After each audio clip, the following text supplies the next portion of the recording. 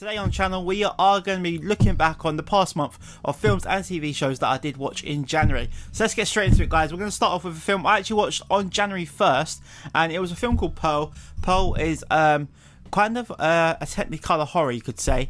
Mia Goth's character, Pearl, does want to be a star, become famous, become an actor or a singer, some type of performer, but she's got to look after her terribly sick father, and also under the threshold of her mother, who's like a real Nazi type of character. Her mother is a really cruel woman.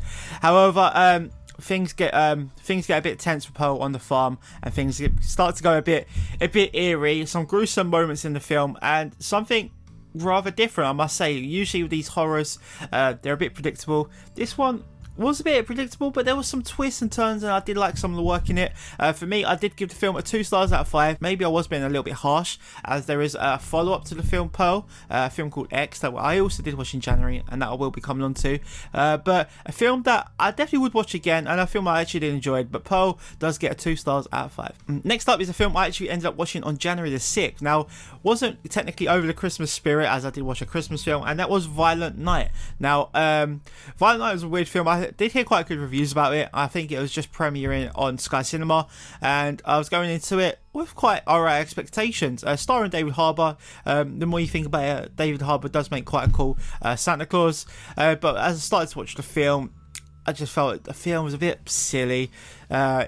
I think I was more in the mood for a more serious film. I did see some people claim it was like a modern day Die Hard type of movie, where like John McClane's got to save everyone in the building, and I see where people are coming from with that, but ultimately the film was nothing like Die Hard. I didn't like any of the characters that David Harbour's Santa Claus has got to try and save. Overall, I was just waiting for the film to be over, really. It's very predictable what's going to happen. There's some okay funnish moments, but for me, it's just a film that I watched. I was like, probably not going to watch this one again, and probably won't watch it again around Christmas time either.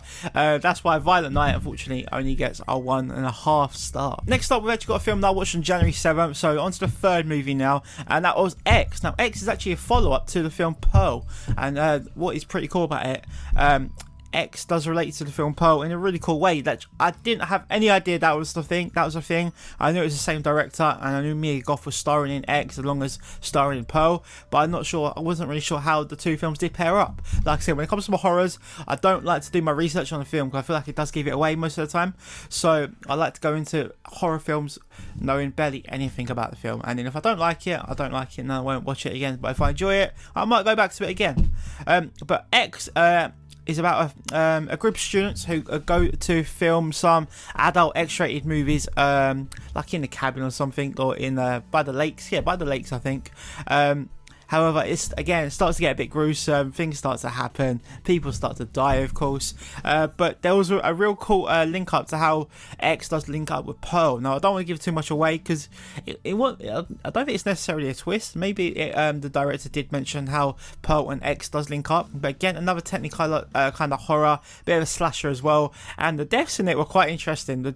I feel like with these slasher movies, there's only a certain amount of ways you can kill someone, right? But this film did come up with some new kind of ways, and some of the deaths were pretty gruesome, in a good way, I suppose. You want to keep it quite fresh and quite modern, and it did work. Casting was interesting. The film does have Jenna Ortega, which was a unique casting, and Jenna Ortega in the film wasn't like the main star in the film either. So I give the film a 3 stars out of 5. Pretty one of my favourite films that I did watch this month. If you are in the mood for a bit of a horror, it's not a dark horror, so it's nothing too violent, but if you are in the mood for a horror, I'll definitely give X a go, but you need to watch Pearl and X together. On to another film now. I did watch another film on January 7th, and that is Ouija. A lot of you will know, who are regulars on the channel, that I am a big fan of Olivia Cooke. However, so I decided to watch some of Olivia Cooke's earlier work, and I watched a film called Ouija. Now, I do remember this coming out at the cinema. It came out in 2014. Obviously, I was not aware of Olivia Cooke in 2014. I only really knew about Olivia Cooke once House of Dragon released, and then I went back to watch Bates Motel, Ready Player One, a few other stuff as well. But Ouija, of course, you can tell what the film's about by the title. Olivia Cooke's friend Sally gets murdered, and the mystery is, how did she get murdered? Of course, it's by the Ouija board. Olivia Cooke picks up the Ouija board, and the film goes from there, really. For me, when it comes to horrors, Not really into the paranormal, superstitious type of films. Bit predictable. I just feel like there's not much you can actually do with it. And this one was nothing special either. It only gets a 1 star for me. Not much I can add on it really. Acting wasn't that great. Script and the plot wasn't that great either. A film I just watched to tick off my list really. Like I said, January was quite a tight month when it comes to watching films. Not a lot of success this month when it did come to watching films and TV shows in January. But yeah, Ouija gets a 1 star. Next up is a film called Jewel. Now Jewel stars Karen Gillan, and the film I watched on January 16th. So a bit of a break from my last film, Ouija, January 7th, and then Jewel, January 16th. Jewel is a bit of a weird film. Karen Gillan stars, and her character has been diagnosed with terminal cancer. I think this film set a little bit in the future. To get over the death of your loved one, you can buy a clone. However, halfway through the film, Karen Gillan's character finds out she doesn't actually have terminal cancer and she's going to survive. So it ends up being a duel, 1v1 duel with Karen Gillan and her clone at the end. But again, the film went south for me. I thought it had quite a good potential. There were some moments in the film that I felt were just totally unrealistic. Like if this did happen in present day, and I was dying and I bought myself a clone, and then my family had to learn to love the clone instead of me while I died. There's just things that I just don't believe would happen. I feel like my family wouldn't do the things that Karen Gillan's family did in the film. Jewel only gets a 1.5 star. A film that I'm not going to say I'm glad I saw it. A film I saw and I won't be watching again. Probably one of Karen Gillan's worst films. Not her fault, just a film I weren't really a fan of. Has got good ratings on Letterboxd, I believe. People have been titling it like an indie classic, but for me, didn't work for me. Jewel, 1.5. On to the next one, a film I watched on January 21st, and it was live on YouTube, and that was Star Wars Episode 1, The Phantom Menace. Every 2 weeks, Dino, Joe and myself, we are going to be watching a Star Wars film. Yeah, we did watch The Phantom Menace live on my YouTube channel. I don't need to describe The Phantom Menace. I rated it 3.5 out of 5.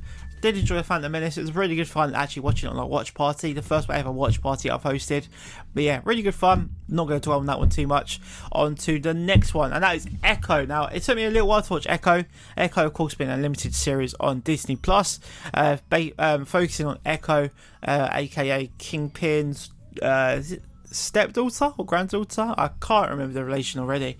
I've got to be honest with you, didn't work for me. It really frustrates me, Marvel and the MCU. Like, are they just trying to...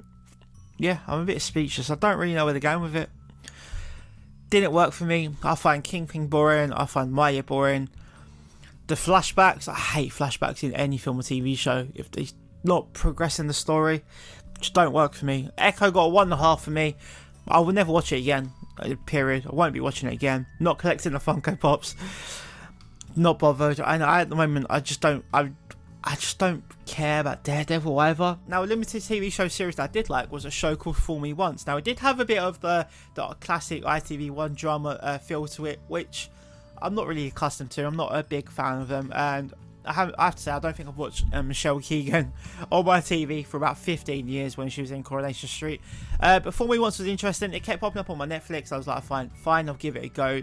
Watched the first episode and I was hooked. I was hooked all the way up to about halfway through episode 3, where you meet a character called Corey the Whistle, and then I was just a bit frustrated. I wanted the plot to move forward, but I feel like the plot kept getting sidetracked. There's too many side things going on when I wanted the story to be a bit more narrow focused, and and the story does progress. So it did have its stumbling moments. For those of you that haven't seen Fool Me Once, basically Michelle Keegan's character, her sister gets murdered. A couple months later, Michelle Keegan's husband gets murdered. So it's a bit of a crime thriller. They're trying to piece together the dots, find out who did kill Michelle Keegan's husband and sister, and ultimately I feel like it did work. I was quite satisfied with the ending. I did predict one of the people who were behind it all, but yeah, I don't spoil too much. I feel like it's worth a watch if you haven't watched it. I give it 4.5 stars. Coming on to January 29th now I did watch Ted and Ted 2. Now, there is a new TV show out of Ted, so I was like, perfect opportunity to go back and watch the movies and, yeah, get a feel for Ted again. It's been quite a while since I've seen it. Ted, I ranked 3 stars out of 5. Wasn't as good as I thought. I feel like the comedy has dried up a bit. Ted did release in 2012, so 12 years ago Ted came out, and Ted 2 released in 2015 respectively. So yeah, Ted I gave 3 stars and Ted 2 I give 2.5. It was weird because I was enjoying Ted 2 more at the beginning. I feel like Ted 2 had a really good strong opening 20 minutes. I don't think they've aged that well, to be honest with you. The humour has aged a little bit, so some things I found funny 12 years ago I don't find as funny now. But there we go, guys. So Pearl, Violent Night, X, Ouija, Duel, Star Wars: Phantom Menace, Echo, Fool Me Once, Ted, and Ted 2. That is my movies and TV shows ranked and recapped for the month of January. Let's just have a quick little look and see what everyone else has been watching. We've got Dino Joe, who's just finished Fool Me Once. Amy has watched Leo. Lee has watched Adventureland. Corey's watched Saltburn. Saltburn, really good, really interesting film to say the least. But yeah, lovely, really cool to see what other people are watching. If you do want to follow me on Letterboxd, just search my name in Tel Talks on Letterboxd and I should come up, and I'll definitely give you guys a follow back. Do let me know your thoughts for what I watched and what I ranked them in the month of January, and if you've got anything that you would recommend me to watch for February, please do let me know in the comment section down below. Anyway guys, thank you for watching and I'll see you on the next one. See you later.